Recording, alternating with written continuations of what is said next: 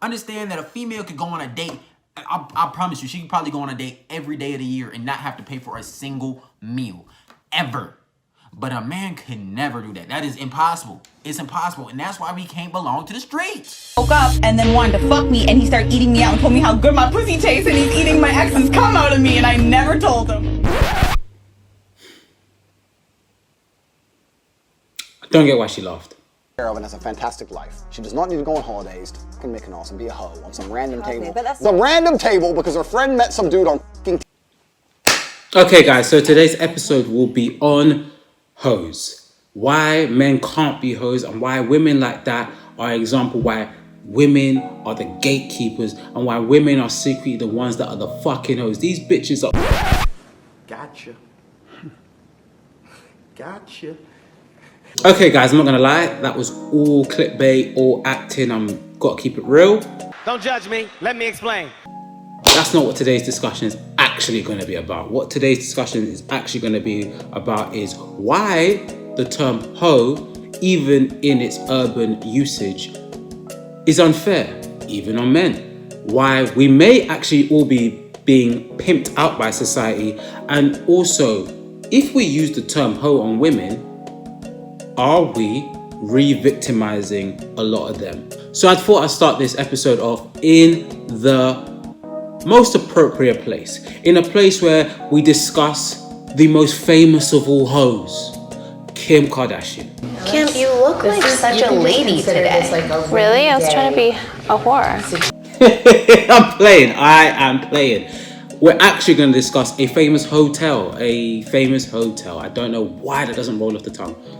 A famous hoe story, Keisha the Sket, written by Jade LB. It's a famous story based off South London. If you didn't know, I'm actually from South London. I'm always promoting people from South London. Based off a character that would have been in South London as well. Keisha has the typical tropes of a hoe in the sense that Keisha's had a train ran on her. We'll discuss the train later. Keisha had sex with multiple partners in a short space of time. She had sex with her best friend's brother when her friend was behind her friend's back, even though the friend found out. Even how Keisha discussed sex, even how Keisha spoke about it with her friends was in some ways portrayed to be quite hoish, at least in the first rendition of the story. However, there is a whole nother aspect to this story. Keisha comes from an alcoholic background. Her mother was an alcoholic, neglected her too.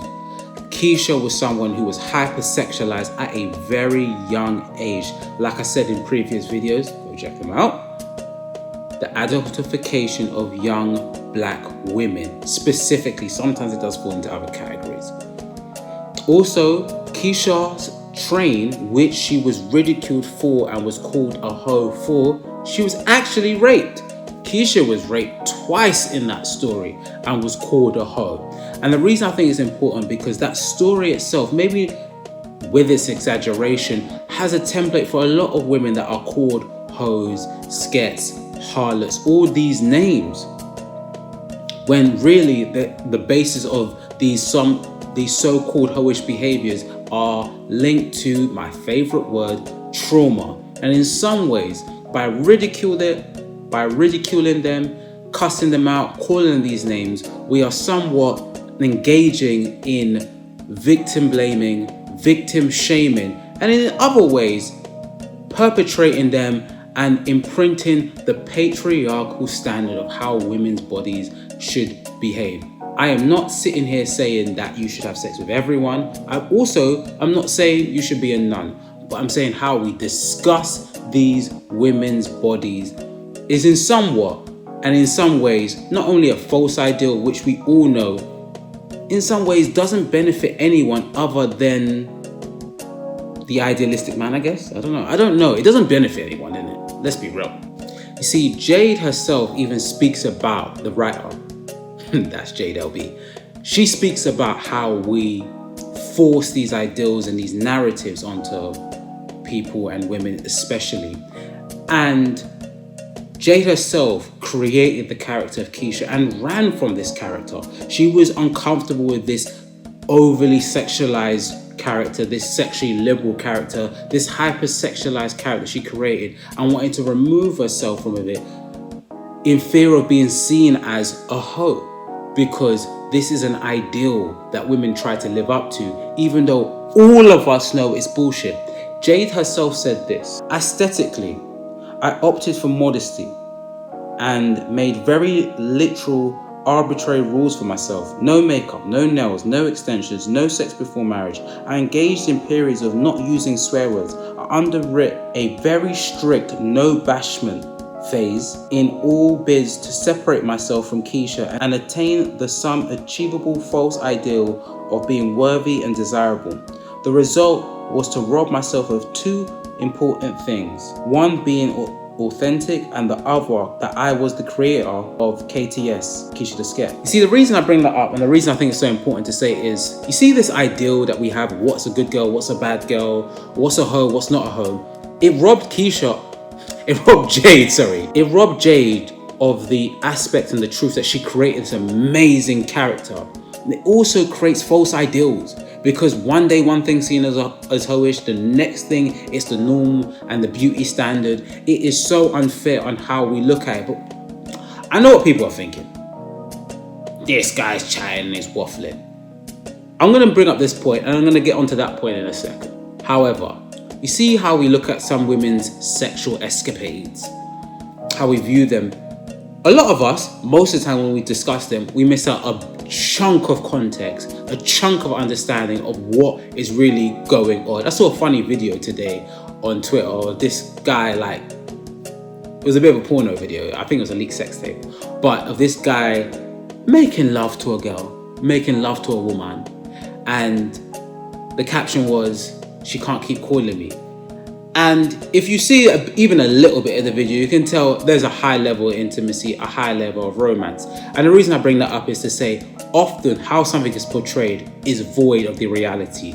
And I bring this up to say is some of the more dubious, hyper-sexualized things that we hear about women are devoid of the reality. For example, having a train run on you typically is rape.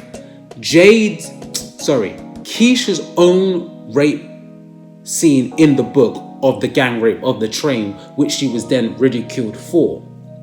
And I want people who have ridiculed women in the past for trains, lineups, things of this nature to look back and think to themselves, was it consensual? Did they ever tell you it's consensual?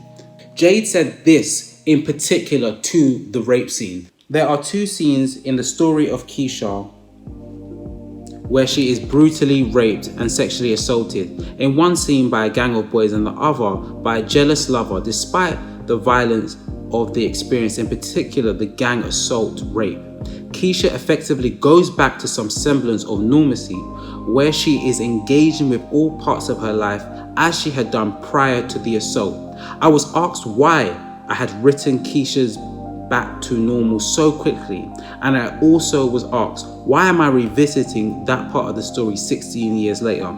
And I said this, I still wanted to keep it that way. My response was, because that's the truth. That's what happens to girls that look like me and Keisha. They bury their violence and move on. You see, when you look at women's sexual escapades, you see when you put that next to Keisha's, sometimes we gotta ask ourselves, what really happened, number one? Is it fair to label them that, especially when you don't know the ins and outs and the details of that? You don't know how hard the guy was pursuing her. You don't know the lies, the gaslighting they may have put onto them. You don't know if it was always consensual. You don't know. And especially because a lot of people will say, well, the way they moved, the way they acted after. As Jay just told us, many women, especially ones from the Black urban community, are forced to move on as if nothing happened. They are forced to dissociate from the reality of what happened. Out of fear of what, guys? Being shamed and ridiculed, or sometimes looking like the victim as well. So let's be careful, triple careful, how we discuss these people and what happens, because we ourselves, if we discuss them in an unfair way, we ourselves are a part of the problem, whether you like it or not, whether you're engaged in the misconduct or not.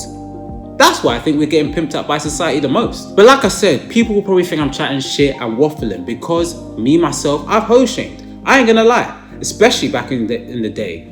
You are fake news.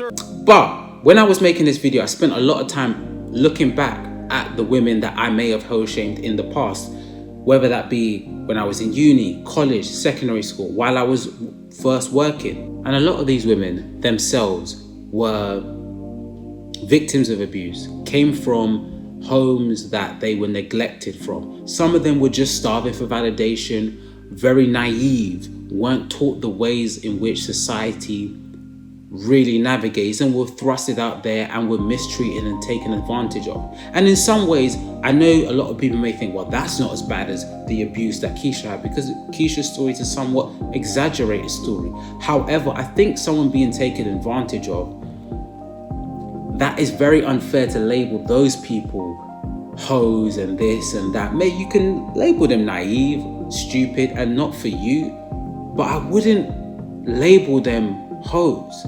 I wouldn't label them harlots. I wouldn't even label them sirens. Another thing I'm gonna say is that Jordan Peterson has a certain aspect and view on this, and check this video out.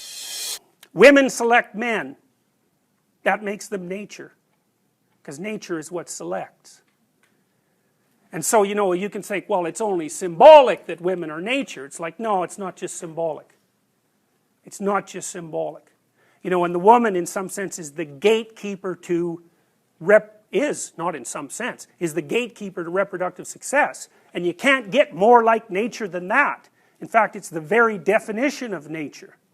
So, as I said, there are lots of reasons why these symbolic representations are set up the way they are. All right, so what Jordan Peterson said about the women being the gatekeepers, I think it's important to say this. There is some truth to that. Women, in some aspects, gatekeep sex, gatekeep that intimacy. And in some sense, there is a very primal truth to that. They do, in somewhat shape or form, create the selection process. But the problem with that argument, with these kind of Darwinistic, let's take it back to our primary function arguments, is that they create a serious oversimplification of the truth. Richard Dawkins said it in one of his books, The Extended Pantology, that far too often there's an oversimplification of when you reduce things to their natural roots. We remove the social, psychological factors that play into that. And the reason I say that is important is because women don't always select perfectly for breeding the strongest mate, and what the strongest mate means to someone changes from culture to culture, age range to age range, experience to experience. So I think we've got to be very, very careful when we bring in those kind of arguments. Second to that, to address the gatekeeping argument directly, who creates the beauty standards? Typically it's men. Women play into beauty standards to attract men. We live in a reality that is very patriarchal. There is some change, but it's still extremely patriarchal.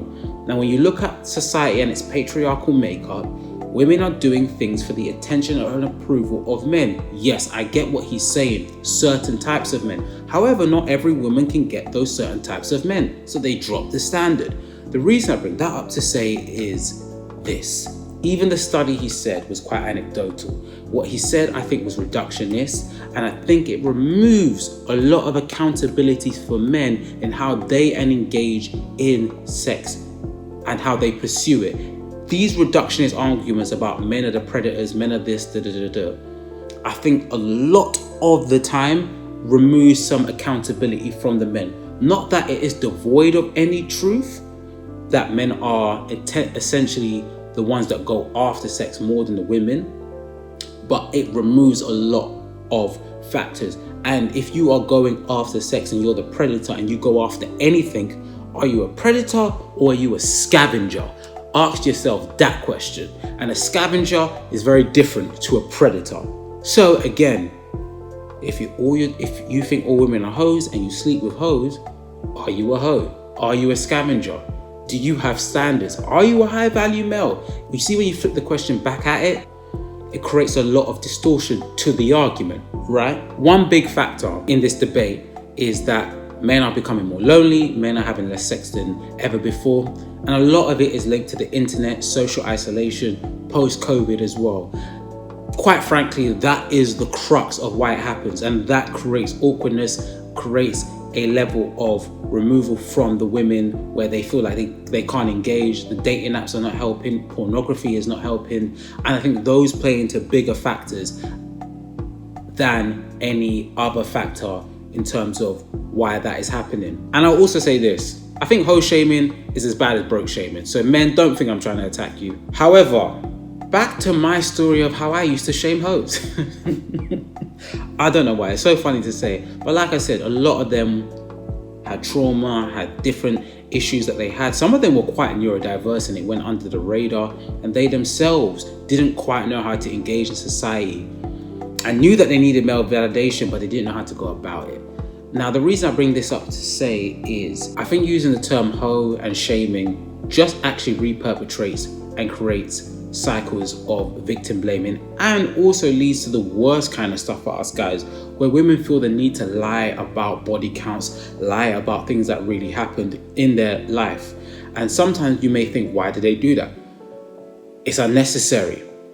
Truth be told, there may be an element of dissociation to some of their sexual experiences where they're not even allowed to understand what really happened, because some of it is linked to trauma. Some of it is, like Jay said, linked to false ideas of what womanhood is and being desirable is. And that's why I think it's important for men as well to disengage from this idea, because it creates cycles of lies and distrust and unworthiness and untruths.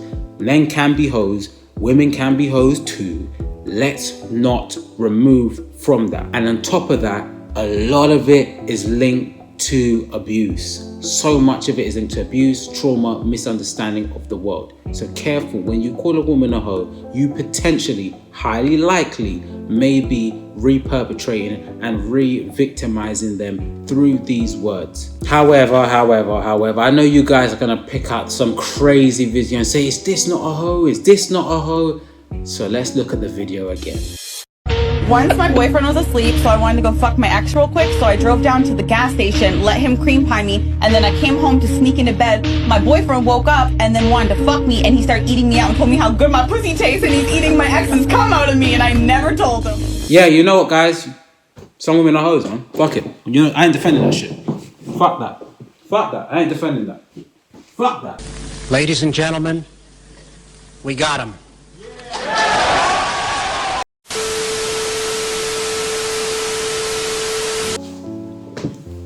No. You know what? Let's try to see it from another point of view. Let's try to understand it from another point of view, guys.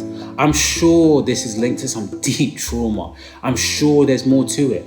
Cream pie me, and then I came home to sneak into bed. My boyfriend woke up and then wanted to fuck me. You know, I can't, bro. I can't defend that shit, bro. It's undefendable. Some bitches are just hoes, man. But I was always like suppressing something in me my whole life. Like, I knew I was different. Yeah. Than all the other girls. Like, I was always the slut. You was always the slut. From like elementary school. Elementary? What was you doing in elementary? The first time I had sex with a girl was 7. How old was the other girl? 7. There was 3 other girls. There was 4 of us. I was scheming at a slumber party because I knew I liked girls, and I was like, we should all practice having sex. So you was the ringleader? Oh yeah. Oh yeah. Cut the show. I'm done. Take me off. Not so fast. Okay.